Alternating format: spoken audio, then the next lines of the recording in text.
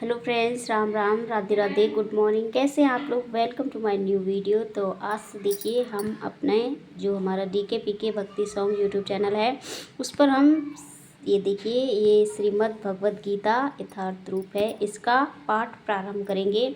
जो भी इसके अध्याय हैं, जो भी इसके अंदर वर्णन है, वो सभी कुछ आपको इस चैनल पर मिलेगा और पाठ करेंगे। तो आप लोग भी वीडियो को देखिएगा और साथ साथ पाठ कर सकते हैं, पढ़ सकते हैं, सुन सकते हैं। और यदि कोई त्रुटि होती है हमसे पढ़ने में तो हमें क्षमा कर दीजिएगा, क्योंकि हम कोई ज्ञानी वक्ता नहीं हैं। बस अपनी बुद्धि के अनुसार इस जो भी भगवद गीता में वर्णित है उसी को अपनी बुद्धि के अनुसार पढ़ने की पाठ की कोशिश करेंगे। तो चलिए इसका पाठ प्रारंभ करते हैं। आप लोग जितने भी नए लोग हमारे चैनल पर जुड़े हुए हैं वो सभी चैनल सब्सक्राइब कर लें, और वीडियो पसंद आती है तो लाइक कीजिए, शेयर कीजिएगा, और हमें कमेंट में बताइए कि आपको हमारी ये प्रस्तुति कैसी लगी। तो चलिए श्रीमद् भगवद गीता को प्रारंभ करते हैं। इसमें देखते हैं कितने अध्याय हैं और क्या क्या है इसमें। वैसे हम इसका पाठ कर चुके हैं, अब इसके पाठ की वीडियो बना रहे हैं आप सभी लोगों के लिए। अच्छी लगती हैं, पसंद आती हैं तो लाइक ज़रूर कीजिएगा और हमें कमेंट में अपनी राय देना ना भूलिएगा। तो यहाँ से देखिए ये भगवद गीता है, तो इसका ये प्रथम पृष्ठ, और यहाँ देखिए समर्पण श्री शील बलदेव विभूषण जी, ये जो लिखा हुआ है। और यहाँ काफ़ी सारे पेज हैं जिनमें इसके बारे में यहाँ से आती है विषय सूची। तो देखिए विषय सूची में क्या क्या है पहले हम देखते हैं। विषय सूची, पृष्ठभूमि, अमुक, भूमिका, और यहाँ पर पृष्ठों के नाम लिखे हुए हैं। अध्याय 1 यानी कि प्रथम अध्याय में हम क्या पढ़ेंगे और क्या वर्णन करेंगे। तो देखिए अध्याय 1 है कुरुक्षेत्र के युद्ध स्थल में सैन्य निरीक्षण, यानी कि जहाँ पर कुरुक्षेत्र का युद्ध हुआ था उसकी सेना का निरीक्षण हुआ है प्रथम अध्याय में। क्या है इसमें, चलिए हम लोग देखते हैं। अभी ये विषय सूची ही है, उसी में देख लेते हैं। तो प्रथम अध्याय यहाँ से देखिए, शक्तिशाली योद्धा अर्जुन युद्धाभिमुख विपक्ष सेनाओं में अपने निकट संबंधियों, शिक्षकों तथा मित्रों को युद्ध में अपना अपना जीवन उत्सर्ग करने के लिए उद्यत देखता है। वह शोक तथा करुणा से अभिव्यक्त होकर अपनी शक्ति खो देता है, उसका मन मोहग्रस्त हो जाता है और वह युद्ध करने के अपने संकल्प को त्याग देता है। तब इसके ये प्रथम अध्याय में मतलब हम लोग आगे वर्णन करेंगे कि कैसे कुरुक्षेत्र के मैदान में युद्ध की इच्छा से सभी लोग जब एकत्रित होते हैं तो वहाँ जो अर्जुन हैं वो देखते हैं कि उनके अपने भाई बंधु लोग खड़े हुए हैं। उनका मोह उनके अंदर आ जाता है, उत्पन्न हो जाता है, जिससे कि वो मोहग्रस्त हो जाते हैं और युद्ध करने का संकल्प त्याग देते हैं। ये प्रथम अध्याय में है, आगे हम वर्णन करेंगे। दूसरे अध्याय में क्या आता है ये देखिए। दूसरे अध्याय में जो भगवद गीता है इसका सार दिया गया है, दूसरे ही अध्याय में दे दिया गया है। वैसे सार फ्रेंड्स हमारे हिसाब से लास्ट में होना चाहिए था, पर यहाँ दूसरे ही अध्याय में दिया हुआ है। तो इसमें क्या कहते हैं भगवान श्री कृष्ण अर्जुन से। अर्जुन शिष्य रूप में श्री कृष्ण की शरण ग्रहण करता है और कृष्ण उसे नश्वर भौतिक शरीर तथा नित्य आत्मा की भूलभूत अंतर की व्याख्या करते हुए अपना उपदेश प्रारंभ करते हैं। भगवान उसे देहांतरण की प्रक्रिया, परमेश्वर की निष्काम सेवा तथा स्वरूप प्रसिद्धि व्यक्ति के गुणों से अवगत कराते हैं। ये गीता का सार है जो भगवान श्री कृष्ण ने अर्जुन को शिष्य के रूप में दिया था। तीसरे अध्याय में देखिए क्या है कि तीसरा अध्याय जो कर्मयोग, यानी कि भगवान बताते हैं कि कर्मयोग क्या है और कैसे व्यक्ति को करना चाहिए। तो इस भौतिक जगत में हर व्यक्ति को किसी न किसी प्रकार के कर्म में प्रवृत्त होना पड़ता है, क्योंकि ये ही कर्म उसे इस जगत से बांधते या मुक्त करते हैं। निष्काम भाव से परमेश्वर की प्रसन्नता के लिए कर्म करने से मनुष्य कर्म के नियम से छूट सकता है और आत्मा तथा परमेश्वर विषयक दिव्य ज्ञान प्राप्त कर सकता है। अब आगे आता है अध्याय 4 यानी कि दिव्य ज्ञान। दिव्य ज्ञान में क्या है, आत्मा, ईश्वर तथा इन दोनों से संबंधित दिव्य ज्ञान शुद्ध करने तथा मोक्ष प्रदान करने वाला है। ऐसा ज्ञान कर्मयोग का फल है। भगवद गीता के प्राचीन इतिहास इस भौतिक जगत में बारंबार अपने अवतरण की महत्ता तथा गुरु के पास जाने की आवश्यकता का उपदेश देते हैं। 5वां अध्याय क्या कहता है फ्रेंड्स, चलिए देखते हैं। कर्मयोग, कृष्ण भावना, भवती कर्म, यानी कि ज्ञानी पुरुष दिव्य ज्ञान की अग्नि से शुद्ध होकर बहुत सारे कर्म करता है, किंतु अंतर में उन कर्मों के फल का परित्याग करते हुए शांति, विरक्त, सहिष्णुता, आध्यात्मिक दृष्टि तथा आनंद की प्राप्ति करते हैं। छठा अध्याय क्या कहता है? ध्यान योग। यानी कि छठे अध्याय में हम लोग अध्ययन करेंगे ध्यान योग क्या है। अष्टांग योग मन तथा इंद्रियों को नियंत्रित करता है और ध्यान को परमात्मा पर केंद्रित करता है। इस विधि की पांडित्य समाद्र में होती है। अध्याय 7 भगवत ज्ञान। यानी कि भगवान कृष्ण समस्त कारणों के कारण परम सत्य हैं। महात्मा गण भक्ति पूर्वक उनकी शरण ग्रहण करते हैं, किंतु अपवित्र जन पूजा के अन्य विषयों की ओर अपने मन को मोड़ देते हैं। अध्याय 8 में भगवत प्राप्ति। यानी कि व्यक्ति कैसे भगवान को प्राप्त कर सकता है उसका वर्णन है। भक्ति पूर्वक भगवान कृष्ण का जीवन स्मरण करते रहने से और विशेषता मृत्यु के समय ऐसा करने से मनुष्य परम धाम को प्राप्त कर सकता है। अध्याय 9 परम गुह ज्ञान।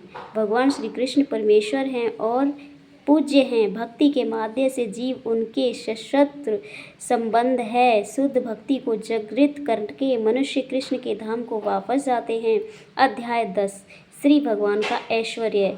बल, सौंदर्य, ऐश्वर्य या उत्कृष्टता प्रदर्शित करने वाली समस्त अद्भुत घटनाएं, चाहे वो इस लोक में हो या आध्यात्मिक जगत में, कृष्ण की दैवीय शक्तियां एवं ऐश्वर्य की आंशिक अभिव्यक्तिता है। समस्त कारणों के कारण स्वरूप तथा सर्वस्वरूप कृष्ण समस्त जीवों के परम पूजनीय हैं। अध्याय 11 इसमें क्या है? विराट रूप। यानी कि अध्याय भगवत गीता के अध्याय 11 में भगवान ने अपने विराट रूप का वर्णन किया है। क्या क्या है इसमें? भगवान कृष्ण अर्जुन को दिव्य दृष्टि प्रदान करते हैं और विश्व रूप में अपना अद्भुत असीम रूप प्रकट करते हैं। इस प्रकार वे अपनी दिव्यता स्थापित करते हैं। कृष्ण बतलाते हैं कि उनका सर्व आकर्षण मानव रूप ही ईश्वर का आदि रूप है। मनुष्य शुद्ध भक्ति के द्वारा ही इस रूप का दर्शन कर सकता है। आगे आता है अध्याय 12 भक्ति योग। कृष्ण के शुद्ध प्रेम को प्राप्त करने का सबसे सुगम एवं सर्वोच्च साधन भक्ति योग है। इस परम पद का अनुसरण करने वालों में दिव्य गुण उत्पन्न होते हैं। अध्याय 13 प्राकृतिक पुरुष तथा चेतना। जो व्यक्ति शरीर, आत्मा तथा इनसे भी परे परमात्मा के अंतर को समझ लेते हैं, उसे इस भौतिक जगत में मोक्ष प्राप्त होता है। अध्याय 14 प्रकृति के 3 गुण होते हैं। सारे देहधारी जीव भौतिक प्रकृति के 3 गुणों के अधीन हैं।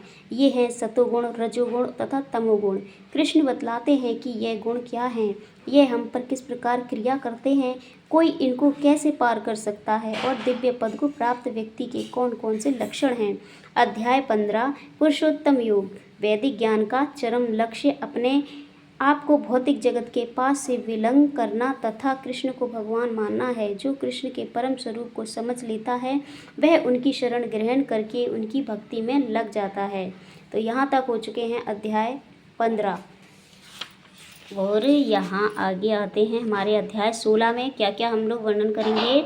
शास्त्रों के नियम का पालन ना करके दैवीय तथा असुरी स्वभाव। यानी कि शास्त्रों के नियमों का पालन न करके मनमाने ढंग से जीवन व्यतीत करने वाले तथा असुरी गुणों वाले व्यक्ति अधम योनि को प्राप्त होते हैं और आगे भी भवबंधन में पड़े रहते हैं। किंतु दैवीय गुणों से संपन्न तथा शास्त्रों को आधार मानकर नियमित जीवन बिताने वाले लोग आध्यात्मिक दृष्टि सिद्धि प्राप्त करते हैं। अध्याय 17 श्रद्धा के विभाग। यानी कि भौतिक प्रकृति के 3 गुणों से 3 प्रकार की श्रद्धा उत्पन्न होती है। रजोगुण तथा तमोगुण में श्रद्धा पूर्वक किए गए कर्मों से अस्थायी फल प्राप्त होते हैं, जबकि शास्त्र संबंध विधि से सतोगुण में रहकर संपन्न कर्म हृदय को शुद्ध करते हैं। ये भगवान कृष्ण के प्रति शुद्ध श्रद्धा तथा भक्ति उत्पन्न करने वाले होते हैं। अध्याय 18 में है उपसंहार संन्यास की सिद्धि।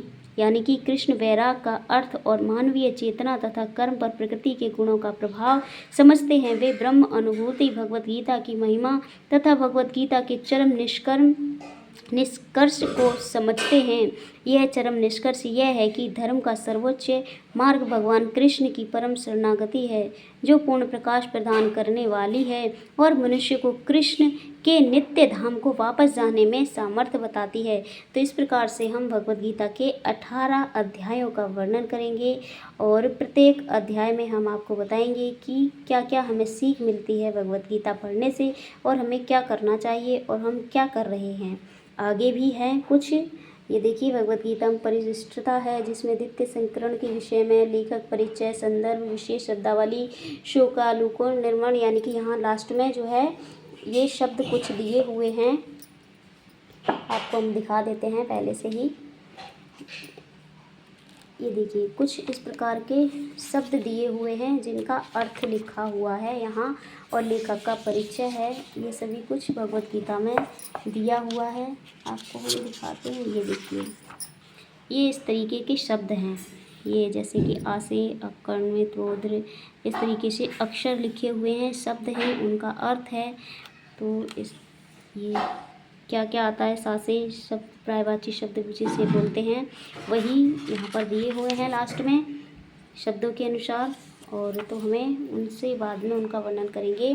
तो यहाँ से हमारी ये जो है हमारे अध्याय जो जितने आज की वीडियो में बस इतना ही फ्रेंड्स, जिसमें हमने जाना कि भगवद गीता में कितने अध्याय हैं और किस किस अध्याय में क्या क्या हम वर्णन करेंगे, विषय सूची का हमने वर्णन किया है।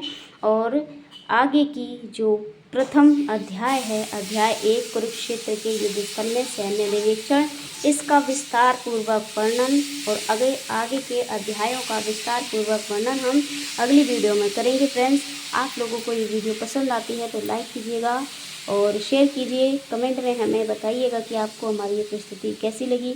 फ्रेंड्स, कोई त्रुटि होती है वीडियो बनाने में, पढ़ने में, समझने में, आप लोगों को समझाने में, तो उसके लिए हम क्षमा प्रार्थी हैं। ठीक है फ्रेंड्स, मिलेंगे आप लोगों से आगे की नेक्स्ट वीडियो में, जिसमें कि प्रथम अध्याय का हम लोग वर्णन करेंगे। ठीक है फ्रेंड्स, कमेंट में राधे राधे ज़रूर लिखिएगा। जय श्री राम, जय श्री राधे।